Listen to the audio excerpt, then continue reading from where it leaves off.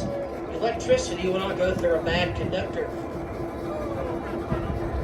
And I promise that's not the worst one I got. Well, let's bring the locomotive on the table. Once again, make sure you're behind that yellow line. I see everybody's doing a good job about that. Let me explain the reason why turntables are even built.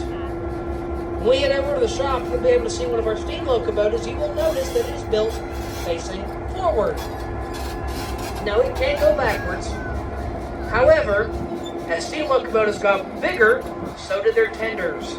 And the tender is what hauls the fuel and water for the engineer and fireman.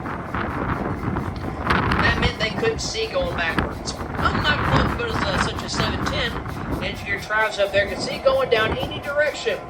So these steam locomotives, they went away, so did the turntables. Let's get this engine here balanced on a 6-foot diameter ball bearing. There we go. Hey, we're teetering. Here we go. This locomotive pulling your train today is the 710. It was built new in 1950 by the Electromotive Division of General Motors as the high hood model GP7 for the NC and St. L Railway. That's it for the Nashville, Chattanooga, and St. Louis Railway. Up at the cab is Engineer Travis. So give him a big old wave for me, please. If you didn't wave at him, he's liable to leave us all here. Now, what is a GP7?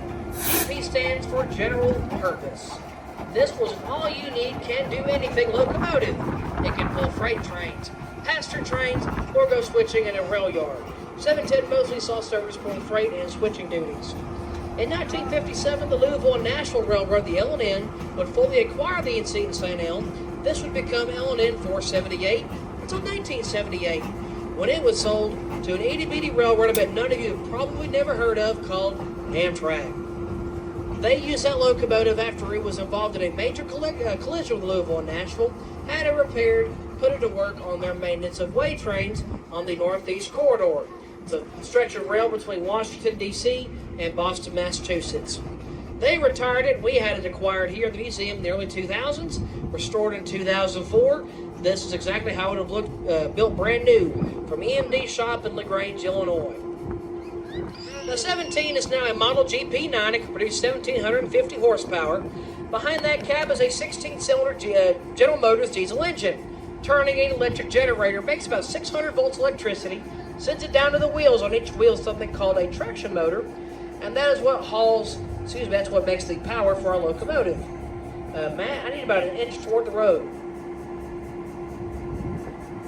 I need 2 inches toward the shop. Inch and a half. One more. Half inch. There you go. We have to line the turntable up with our eyeballs. There's not a button to tell us how far to go. We have to line it up with our eyeballs. Folks, that's our 1916 turntable and our 1950 locomotive 710. How about that? Alrighty. Well, folks, if you'd like to head back to the train, you're more than welcome to. However, we do have one more part of the tour to take. That'll be across tracks over here to that large white building. You're going to follow me this way, folks. You'll stay on the pavement and do not climb on anything. Right this way.